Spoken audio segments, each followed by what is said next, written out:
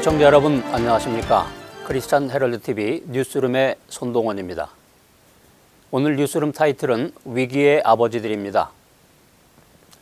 중장년 아버지들의 자살 문제가 심각한 수준으로 나타났습니다. 한국의 형사정책연구원 데이터에 따르면 최근에 1년간에 14,427명이 스스로 목숨을 끊었다고 합니다. 인구 10만 명당 평균 자살률이 30명인데 이것은 미국의 10만 명당 총기 사고 사망률인 5명의 무려 6배가 넘습니다. 계속해서 통계 자료는 아버지들의 자살률이 높아지는 현상은 한국 사회의 특성을 반영하는 것이라고 분석하면서 많은 나라에서 자살률이 연령에 비해서 높아지다가 60세 이상이 되면 감소하는 경향을 보이는데 이 한국의 아버지들의 높은 자살률은 사회적이고 경제적인 부담이 과중한 것으로 해석되고 있습니다. Father's Day가 존재하게 된 것은 20세기 초입니다. 1909년에 미국의 워싱턴주에 있는 스포케인 시에 살고 있는 한 여인이 아버지의 잊을 수 없는 따뜻한 사랑으로 미국의 Father's Day가 탄생하게 된 것입니다. 소노라 스마트 다드라는 이 여인은 4남 1녀 가운데 장녀로 태어났습니다. 소노라는 어머니 주일에 어머니에 대한 설교를 듣던 중에 아버지 날이 있어야 한다고 생각하게 되었습니다. 왜냐하면 그녀의 아버지가 아내를 잃은 후에 자신의 모든 것을 희생해서 소노라를 포함한 5 자녀를 훌륭하게 키워내면서 자신의 삶을 모두 희생한 것을 안타깝게 여긴 나머지 이 땅에 이와 같은 소중한 아버지들을 기릴 수 있는 스페셜 데이를 만들어야 되겠다고 결심하고 동분서주한 끝에 마침내 아버지 날이 제정되게 되었던 것입니다. 처음에는 많은 사람들이 비웃음으로 소노라를 대했습니다. 그러나 그녀의 의지는 꺾이지 않았습니다. 소노라는 Father's Day 제정을 위해서 진지하고 또 최선을 다한 로비를 시작했습니다. 그녀의 진지하고 끈질긴 노력으로 1910년 6월 19일 스포케인 목사회와 지역 YMCA 후원으로 최초의 아버지날 행사가 열리게 되었습니다. 그 이후에 사람들의 관심과 후원 속에서 1924년 켈빈 쿠리치 대통령이 6월 셋째 주일을 아버지날로 제정했고 1926년에는 뉴욕에서 아버지의 날 위원회가 결성되었습니다. 1966년 미국 의회에서 이를 공식적으로 인정하게 되었고 최종적으로 1972년에 리처드 닉슨 대통령이 6월 셋째 주일을 국가기념일로 정했습니다. 미국인들은 이날 살아계신 아버지에게는 빨간 장미를 드리고 돌아가신 아버지에게는 하얀 장미를 묘지에 갖다 드립니다. 어머니 날과 아버지 날은 차이점이 있습니다. 아버지 날에는 어머니 날에 비해서 선물 비용을 많이 쓰지 않는다고 합니다. 어머니 날에는 가장 많은 장거리 전화 통화가 이루어지는 반면에 아버지 날에는 수신자 부담인 컬렉트 콜이 가장 많은 날이라고 합니다. 최근에 아버지를 살려야 한다는 취지에서 아버지 운동이 빠르게 확산되고 있습니다.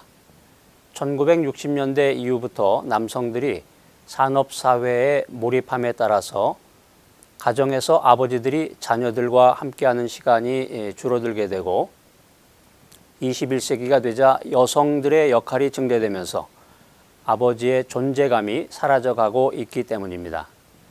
아버지는 얼굴을 보기가 어려운 사람, 또 무섭게 호통이나 치고 야단이나 치는 사람, 그리고 그저 돈이나 벌어다 주는 사람으로 오늘날의 아버지는 이 가족들에게 별로 인기가 없는 존재가 되어버렸습니다. 최근에 아버지들은 갈수록 서글픈 존재가 되고 있습니다. 집안에서 아내의 목소리가 점점 커지기 시작했고 직장에서도 여직원들과 잘 지내지 않으면 왕따를 당하기 일쑤입니다. 아버지들은 나이가 들수록 초조함을 느낍니다. 대부분의 남자들은 젊었을 때 자신의 존재를 영웅적인 삶으로 계획을 하게 되는데 이제 그것을 실현하기 위한 여생이 얼마 남지 않았음을 뒤늦게 인식하고 삶의 위기감을 느끼게 됩니다. 마치 축구 경기에서 종료 시간을 얼마 남기지 않고 골을 넣기 위해서 다급해진 선수들의 심리와 같다고도 할 수 있습니다. 지금까지 가정의 자녀들은 아버지는 누구인가 하고 잘 묻지 않았습니다. 아버지는 늘 허리가 휘도록 일터에 나가서 일을 하고 또 주말에는 집에서 하루 종일 쉬는 사람이었고 그런 아버지의 모습이 조금도 이상하지 않았고 오히려 당연하게 생각했습니다. 그런데 경제가 어려워지고 아버지가 직장에서 해고되고 사업이 부도가 나고 아버지의 말수가 거의 없어질 때 자녀들은 아버지는 누구인가라고 묻기 시작한 것입니다. 오늘날 이 시대의 많은 아버지들이 시리에 빠져 있습니다. 그들이 잃어버린 꿈과 자신감, 그리고 성경적인 아버지상을 회복하도록 지혜와 힘을 모아야 되겠습니다. 수많은 네티즌들이 공감한 아버지란 누구인가라는 글을 통해서 아버지의 존재를 다시 한번 생각해 보았으면 좋겠습니다. 아버지란 누구인가? 아버지란 기분이 좋을 때 헛기침을 하고 겁이 날 때 너털 웃음을 웃는 사람이다. 아버지란 자기가 기대한 만큼 아들과 딸의 학교 성적이 좋지 않을 때 겉으로는 괜찮아 하지만 속으로는 몹시 화가 나는 사람이다. 아버지의 마음은 먹칠을 한 유리로 되어 있다. 그래서 잘 깨지기도 하지만 속은 잘 보이지 않는다. 아버지란 울 장소가 없기에 슬픈 사람이다. 아버지가 아침 식탁에서 성급하게 일어나서 나가는 직장은 즐거운 일만 기다리고 있는 곳이 아니다. 아버지는 머리가 새 딸린 괴물과 싸우러 나간다. 그것은 피로와 끝없는 일, 그리고 직장 상사에게서 받는 스트레스이다. 아버지란 내가 아버지 노릇을 제대로 하고 있는가? 내가 정말 아버지다운가 하는 자책을 날마다 하는 사람이다. 아버지란 자식을 결혼시킬 때 한없이 울면서도 얼굴에는 웃음을 나타내는 사람이다. 아들과 딸이 밤늦게 돌아올 때 어머니는 10번 걱정하는 말을 하지만 아버지는 10번 현관을 쳐다본다. 아버지의 최고의 자랑은 자식들이 남의 칭찬을 받을 때이다. 아버지가 가장 부담스러워하는 속담이 있다. 그것은 가장 좋은 교훈은 손수 모범을 보이는 것이다 라는 속담이다. 아버지는 늘 자식들에게 그럴듯한 교훈을 하면서도 실제로 자신이 모범을 보이지 못하기 때문에 이 점에 있어서는 미안한 생각도 들고 남모르는 컴플렉스를 갖고 있는 것이다. 아버지는 이중적인 태도를 곧잘 취한다. 그 이유는 아들, 딸들이 나를 닮아 주었으면 하고 생각을 하다가 나를 닮지 않았으면 하는 생각을 동시에 하기 때문이다. 아버지란 돌아가신 뒤에도 두고두고 그 말씀이 생각나는 사람이다. 아버지란 돌아가신 후에야 보고 싶은 사람이다. 아버지는 어머니 앞에서는 자식을 위해서 기도하지 않지만 혼자 차를 운전하면서 자식을 위해서 큰 소리로 울며 기도하는 사람이다. 아버지는 뒷동산의 바위와 같은 일입니다. 아버지는 시골 마을의 느티나무와 같은 크나큰 일입니다. 네, 그렇습니다. 이 땅에 존재하는 모든 아버지는 자식을 사랑합니다.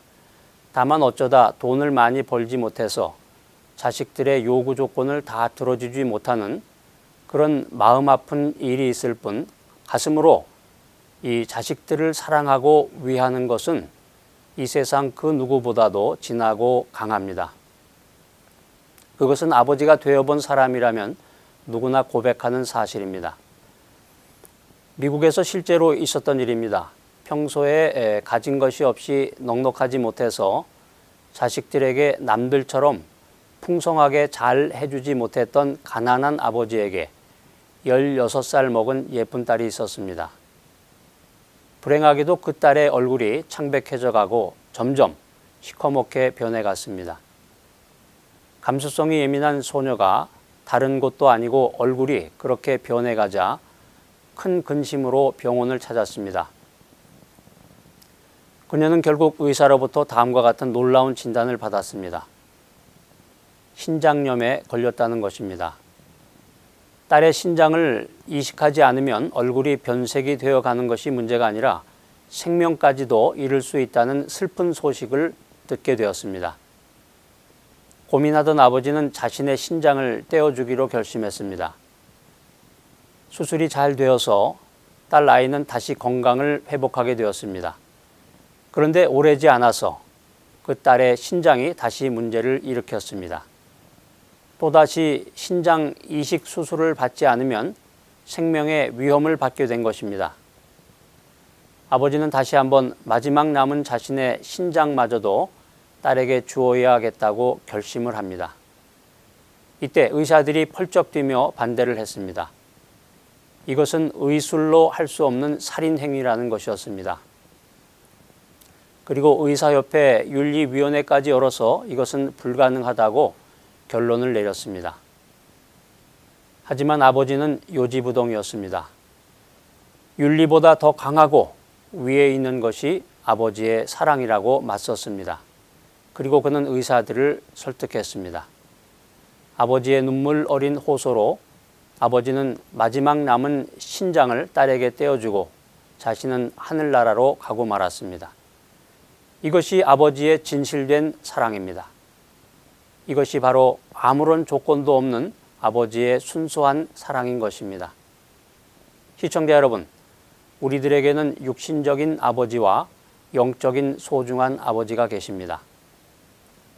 우리들이 진정으로 하나님을 믿는 성도라면 눈에 보이는 육신의 아버지를 사랑함으로써 눈에 보이지 않는 영적인 아버지이신 하나님을 사랑하는 것의 증거로 삼아야 합니다. 육신의 아버지는 우리들이 미처 알지 못하는 엄청난 사랑으로 지금까지 우리들의 곁에서 묵묵히 서 계시는 바위와 같은 소중한 분이십니다. 육신의 아버지를 제대로 알지 못하고 제대로 섬기지 못하면서 어떻게 영적인 아버지이신 하나님의 놀라운 사랑을 알 수가 있겠습니까? 좋은 아버지는 미소를 띠며 자녀를 안아주고 그들이 무엇을 성취했기 때문이 아니라 자녀들의 있는 그대로의 모습을 사랑하고 있음을 보여주어야 합니다. 좋은 아버지는 자녀들에게 꾸지람을 하기 전에 3번 칭찬하고 5번 기도하며 자녀들과 친구처럼 놀아주고 자신의 어린 시절에 대해서 이야기를 나누며 내가 있어 얼마나 든든한지 모르겠다. 너는 하나님께서 우리 가정에 보내주신 귀한 선물이야. 이런 말로 자녀가 소중한 존재임을 느끼도록 해야 합니다.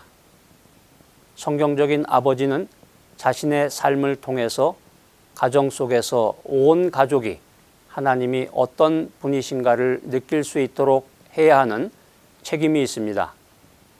마지막까지 우리를 사랑하시고 지키시며 눈동자같이 보호하시는 하나님의 사랑이 육신의 아버지를 통해서 자녀들에게 전달되어야 하는 것입니다.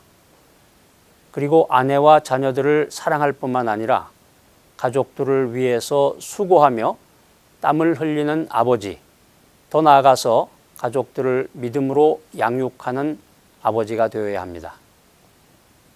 이 세상에서 아버지로서 산다는 것은 가장 위대한 미션입니다. 그리고 동시에 이 사명은 가장 어려운 사명입니다. 끊임없이 배우면서 모든 아버지의 아버지이신 하나님을 닮아가야 합니다. 내일은 오늘보다 더 좋은 아버지가 되기 위해서 인내와 끈기로 살아야 합니다. 아버지 여러분, 힘내십시오. 하나님 아버지께서 여러분과 함께 하십니다. Father's Day를 맞이해서 육신의 아버지와 영혼의 아버지를 마음으로 잘 모시고 은혜를 받아서 귀한 인생을 복되게 살아가는 시청자 여러분이 모두 되시기를 간절히 소원합니다. 이상 크리스천 헤럴드 TV 뉴스룸에서 손동원이었습니다.